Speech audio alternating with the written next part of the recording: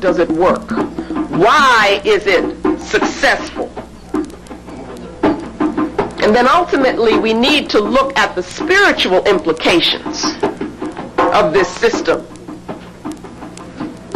And it's the implications of us internalizing it for our consciousness. The European cultural construct is based on a concept of truth, which implies European power over African people. That is what we will argue.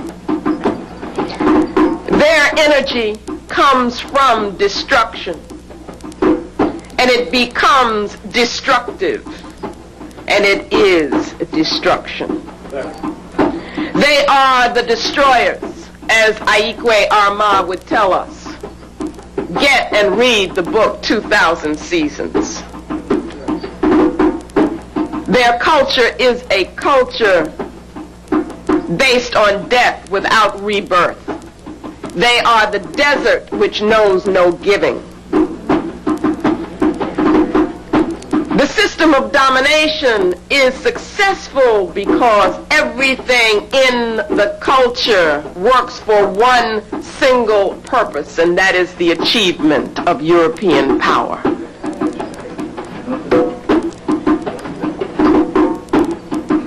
Everything in the culture is focused on the achievement of that power. Everything is for that purpose. It is single-purposed. And power here is defined as power over other. That's very important. That is critical. Power over other. We have to ask the question, what is truth? For each culture, each people, each race defines truth and the method for reaching that truth. We can have a definition of truth which is spiritual and which is joining. It is possible also to have a definition of truth which is materialistic and separating. They achieve different purposes, and they are for different purposes. The European definition of truth has no spirit, no rhythm. It is conceived in the denial of spirit, and they have no concept of ma'at.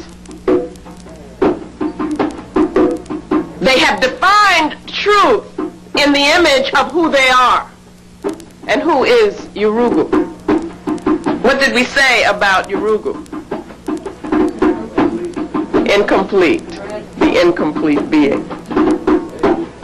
As they define truth in their image, then they become the truth. They become the smartest. They become the most intelligent of beings. You see how it works. But here you have a truth that lacks spirit, has no connectedness, no relatedness. You can treat everything, can regard everything as dead, lifeless matter,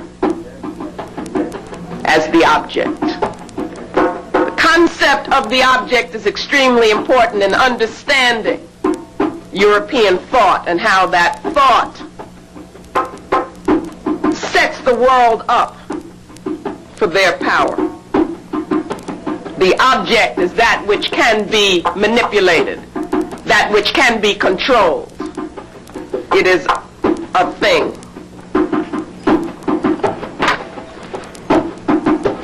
So we're going to look at the relationship between culture and thought.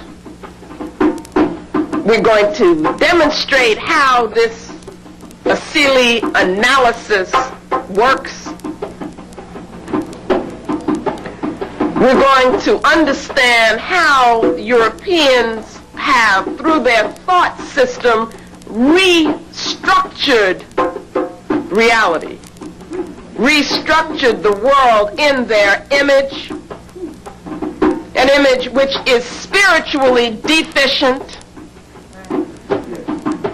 Now, if they define truth in terms of a negation of spirit, and we are a spiritual people, then what does that do to us? We will understand European thought as it supports European imperialistic behavior. And so with that, let's get started with the work that we have to do.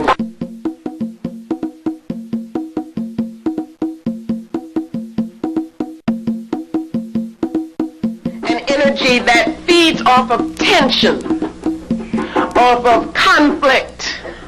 They can't know harmony. You understand that? Cannot experience feeling of harmony. It is unbalanced, always in a state of imbalance.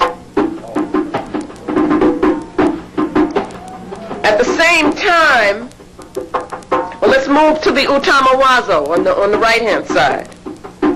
This is the cognitive, the thought, how the asili manifests itself as thought. Remember, there is no interrelationship. There is no cosmic view. A cosmic view of reality gives you interrelationship and interdependence. So what they have is always separation and disconnectedness. Knowledge in this system becomes an act of aggression. That is, it's power over the object. Now, if that's the case, then you've got to have an object to have power over. And that means that you've got to have separation. So everything in their system of thought is based on separation. Where does that separation begin? It begins in the self. They split the self. They dichotomize themselves, separate themselves, as though reason and emotion were separate. And we even find ourselves talking like that, but that's not true. The African conception tells us there is a whole person, so these things are part of each other. They have to visualize it as being separate. Okay, so first you make the separation, you make the splits, then you make them what we call hierarchical, or you put it like this, where one is better than the other. One is superior, the other is inferior. Then the logic of this system says that the superior one should have power over the inferior one.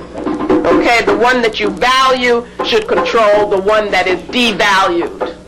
That's the key. Once we understand that process, you can understand everything that they do, everything that they say, and everything that they write and think and so forth. All the so-called philosophies that people try to say is different, they come from that culture. They're all the same in this regard. So that the thinking is confrontational. We go back to African worldview, we have complementary pairs. As Amma created people with the female principle and the male principle working together. So the societies then have the female and the male working together cooperatively. That's got to be our model. This model says no. It's got to be separation and confrontation. It says fanatically rationalistic. What does that mean? Rationalism here is not reason. Rationalism is the imposition of the control onto the universe, the imposition of the mental order of the European onto the universe. It's saying that things were created for you, by you, you become God where you are the European. And that they were created in the way that you think about them. So it is not a way of thinking where you try to become in tune with the universe. It is one where you impose your own mental order on the universe. That is what rationalism is. But you see, there is this need for control. And the need for control comes from the deficiency in the being, the deficiency in the asili. Okay? Since knowledge is an act of power, then it is necessary to have something that you're having power over. What is that? That is the object. The object becomes the most important thing for them, creating this object. What is the object? We said before, it is a dead thing. Something which is disconnected, something you're remote from, you have no emotional involvement with. That's the object. For them, that is all that you can know, is the object. This dead thing. This thing which disconnects you from the rhythm of the universe. The object is that which disconnects you from the senses. If you look in the dictionary, look up the word object and see. You'll see some very interesting things there. The object breaks the rhythm.